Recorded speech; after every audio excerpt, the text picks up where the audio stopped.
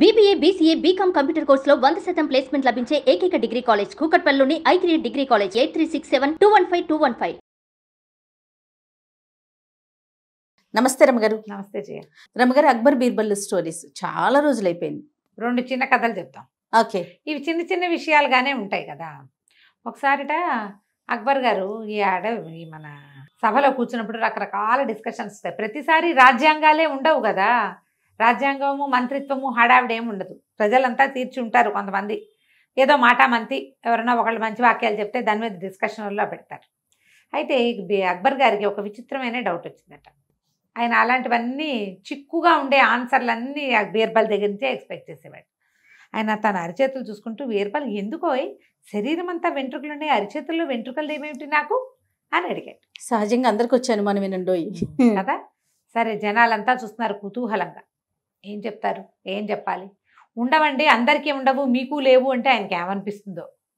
నేను అందరూ ఒకటేనా అనిపించదు రాజుకి. మరి అయితే ఆ బీర్బల్ అన్నాడు, ఏముంది మహాప్రభు, జహాపన, మీరు అపరిమితమైన దాతృత్వం, మీకు ఎంత దానపరత్వం అంటే అందరికీ జనాలకి ఇచ్చి ఇచ్చి ఇచ్చి ఇచ్చి రాపిడికి అరిచేతుల వెంట్రుకలన్నీ రాలిపోయినాయండి మీకు.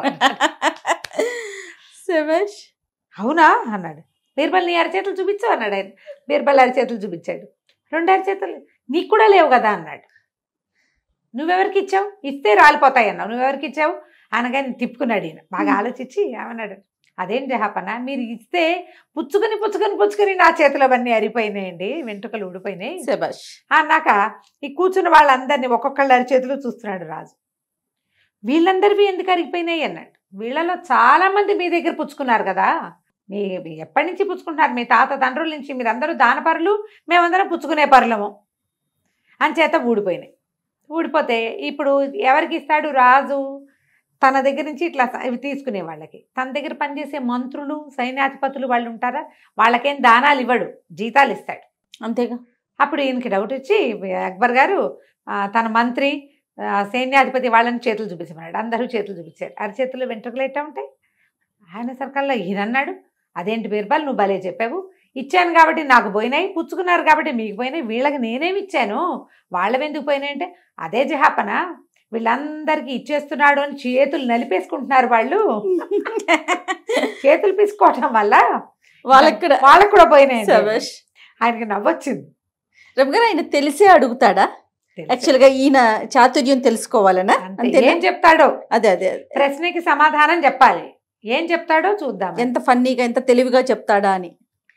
మళ్ళీ తను చెప్పిన సమాధానాన్ని ఎట్లా సమర్థించుకుంటాడు. ఇప్పుడు నువ్వు అడుగుతావు జయ, నన్ను ఏదో నేను చెప్పాను, అదేంటి రమ్మగారు నువ్వు క్వశ్చన్ వేసావనుకో, నేను దాన్ని సమర్థించుకునేంత ఉండాలిగా, లేదా నేను తెల్లమొహం వేయాలి. అవును కదా. తెల్లమొహం వేస్తాడా, ఇంకా సమాధానం ఇవ్వగలుగుతాడా చూద్దామని ఉంటుందన్నమాట ఆయనకి. అదే అదే దాంతో ఆయన సమాధానం పడ్డాడు. నవ్వొచ్చింది ఆయనకి. అవునా కాదా అన్నాడు. ఇప్పుడు దానం, రాజుగారి చేత దానాలు పుచ్చుకున్న వాళ్ళందరూ అవునవును సాధు సాధు బాగా చెప్పాడన్నారు. ఈ దానాలు పుచ్చుకోకుండా వీళ్ళకి అన్నీ పోసేస్తున్నాడో అని బాధపడే వాళ్ళందరికీ పచ్చి వెలక్కై గొంతులో పడ్డట్టే. అంతేగా. మొహాలు మార్చుకున్నారు అందరు. మేము చేతులు పిసికేసుకుంటున్నామంటే వాళ్ళని అవమానించినట్టే. కానీ రాజుకు నచ్చింది అది. నోరు మూసుకుని ఊరుకున్నారు. బాగుంది చూడు, చాలా బాగుందండి. కొన్ని రోజులు ఇలా గడిచిన తర్వాతట ఒకరోజు సభలో డిస్కషన్ వచ్చింది. లోకంలో 2 రకాల మనుషులు ఉంటారు, 2 రకాల ప్రాణులు ఉంటాయి. ఒకటి మేలు చేసేది, మేలు పుచ్చుకునేది. మేలు చేసేవాడు అంటే ఎవరికైనా సహాయం చేసేవాడు ఎప్పుడు ఒకేలా ఉంటాడు. మేలు మరిచిన వాళ్ళు, మేలు మరవని వాళ్ళు ఇద్దరు.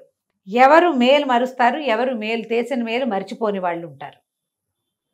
నేను నువ్వు అంటే నువ్వు నా దగ్గర మర్చిపోతావు, నేను నీ దగ్గర మర్చిపోతా, ఏదో అవుతుంది. అప్పుడు ఈయన బీర్బల్ తోటి ఏం చెప్పాడంటే, ఇంత డిస్కషన్ అయ్యాక, బీర్బల్ నువ్వు చెప్పాలి నాకు సమాధానం. రేపు సభకి ఒక మేలు మరిచిన పరిచయ ప్రాణిని, ఒక మేలు మరవని ప్రాణిని తీసుకొచ్చి చూపించు నాకు అని చాలా గట్టిగా చెప్పాడు. అది నన్ను చూపించి నన్ను సమాధానపరచకపోతే నీ తల ఉండదు లాంటి సౌండ్ ఇచ్చాడు. అందరు ఆశ్చర్యపోయారు. అయ్యి బాబోయ్ అన్న అనుకున్నారు. బీర్బల్ మీద ఆసక్తి ఉండి, ఆయన చెప్పే సమాధానాలు నచ్చి, ఆయన ధర్మపరత్వం నచ్చి, ఆయన తెలివి మీద అవగాహన ఉండి, ఆయన సమయస్ఫూర్తి అంటే ఆసక్తి ఉన్న వాళ్ళందరూ అమ్మో బీర్బల్ గారు దొరికేశాడే, 2 జీవుల్ని, 2 మనుషులను తెచ్చి చూపించాలి ఇప్పుడు వాడు, అమ్మో దొరికాడు అనుకున్నారు. ఎప్పుడు ఎవరైతే బీర్బల్ మీద మంటగా ఉంటుంది, ఈ సహచర వర్గం రాజుగారి సహచరులు ఉంటారు కదా మంత్రులు, వాళ్ళందరికీ మాయరోగం కుదిరింది, రేపు వీడి తల ఎగిరిపోతుంది, పీడా పోతుంది, వీడితో చచ్చిపోతున్నాం మనం, అన్నిటికీ సర్కాస్టిక్గా మాట్లాడి ఇరక పెడుతుంటాడు మన అని చెప్పి వాళ్ళన్న రోగం కుదిరింది, ఇప్పుడు ఏం చేస్తాడో చూద్దాం అనుకున్నారు.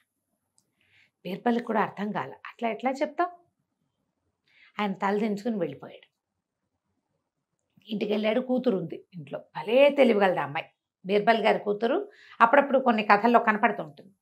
పిల్ల అన్నం వడ్డించింది, నిదానంగా తింటున్నాడు. ఏదో ఆలోచనలో పడ్డావు అంది. అదేనమ్మా ఇవాళ జహాపనా సభలో ఏదో చెప్పారు, దాన్ని ఎట్లా సమాధానపరచాలా అని చూస్తానంటే ఏమడిగాడో చెప్పు. ఏమడిగాడంటే ఆయన మేలు మరిచే మనిషిని ఒకడిని, మేలు మరవని మనిషిని ఒకడిని చూపించమన్నాడమ్మా, 2 జీవాల్ని చూపించమన్నాడంటే ఇందులో పెద్ద ఆలోచించడానికి ఏముంది నాన్న, రేపు పొద్దున్న తీసుకెళ్తూ కానీ నేను చెప్తాగా అంది. ఆయన కూతురు మీద నమ్మకంతో ప్రశాంతంగా నిద్రపోయాడు. మర్నాడు పొద్దున కూతురు చెప్పింది, మీ అల్లుడిని వెంట పెట్టుకెళ్ళి నాన్న, మన వాకిట్లో కుక్క ఉంది కదా, దాన్ని కూడా మెడకో తాడు కట్టిస్తాను, దాన్ని కూడా మోసుకెళ్ళు అని చెప్పింది. ఈయన మర్నాడు ఆ రోజు పొద్దున తన అల్లుడిని వెంట పెట్టుకెళ్ళాడు. అక్కడి నుంచి కుక్కను కూడా తీసుకెళ్ళాడు. లోపలికి వెళ్ళారు. అల్లుడు పక్కన అవతల కుర్చీలలో కూర్చున్నాడు. బీర్బల్ వాళ్ళు కుర్చీల లైన్ వేరు, ఇట్లా చూడ్డానికి వచ్చిన వాళ్ళ లైన్ వేరు. కుక్కను అల్లుడి దగ్గరే కూర్చోబెట్టారు. సరే అక్బర్ పాదుషా లోపలికి వచ్చాడు. మర్చిపోయాడు అనుకున్నారు. ఆయన కాసేపు పిష్టాగోష్ఠి అవి ఇవి కబుర్లు చెప్పిన తర్వాత, బీర్బల్ నిన్న మీకు ఒక ప్రశ్న వేశాను, మీరు వాళ్ళు ఎవరిని చూపిస్తున్నారు నాకు అన్నాడు. అనేసరికి తీసుకొచ్చాను ప్రభు, ఇదిగోండి అని అల్లుడు గారు ముందుకు రండి అని. ఈయన ఉన్నారండి అల్లుడు గారు, నా ప్రాణం ఇచ్చేసినా సరే సాటిస్ఫై అవ్వడు, ఎన్ని మేళ్ళు చేసినా ఎంత సహాయం చేసినా నాకేం చేసావు అంటాడు. మేలు మరిచే జాతి ఈయన. అక్కడి నుంచి కుక్క ఉంది చూడండి, దానికి ఒక్క బ్రెడ్ ముక్క వెళ్ళే దారిలో మన చేతితో పడేసామా చాలు, అది మాత్రం చచ్చినా మర్చిపోదు. ఆ బ్రెడ్ ముక్క పెట్టిన వాడిని చూసి తోకాడిచి వాడి దగ్గరికి వెళ్ళి నుంచుంటుంది. వాడి మీద ఏదైనా వాడి కింద పడిపోతే కుయ్యో మొర్రో ఉంటుంది, వాడి పక్కన కూర్చొని ఏడుస్తుంది. వాడి మీదకి ఎవరైనా వస్తే కనుక నిన్న బ్రెడ్ ముక్క పెట్టాడు లేదా 20 రోజుల క్రితం బిస్కెట్ ముక్క పెట్టాడు కాబట్టి వాడికి సహాయం చేయడానికి ముందుకు వస్తుంది. ఇది మేలు మరవని జాతి అనేసరికి అందరు హాహా చప్పట్లు కొట్టారు. అల్లుడు కామ్గా నుంచున్నాడు. అల్లుడిని ప్రిపేర్ చేసి తెచ్చారు. జహాపన అన్నాడు, అలాగా సరే ఈ కుక్కకి ఒక మంచి కుర్చీ వేసి కూర్చోబెట్టండి, ఇది మేలు మర్చిపోదు. ఈ అల్లుడు నాడే వీడిని కొరతేయండి అన్నాడు. అనేసరికి సభలో అందరు నిర్కాంతిపోయారు. ఇప్పుడు బీర్బల్ గారి అల్లుడు కొరతేస్తే పిల్ల ఆయన కూతురు, బీర్బల్ హిందువు, కూతురికి పునర్వివాహాలు లేవు, అల్లుడు అయిపోతాడు. అయితే ఈయన అన్నాడు, బీర్బల్ తప్పకుండా ప్రభు, మీరు ఒకంటల్లుడే నేను ఒకంటల్లుడే, మరి అయితే అల్లుళ్ళందరినీ కొరతేయాలంటే మీరు నేను కూడా ఒకంటి అల్లుళ్ళమే, అల్లుడు జాతిని తీసేయాలి అనగానే ఆయన నవ్వొచ్చింది.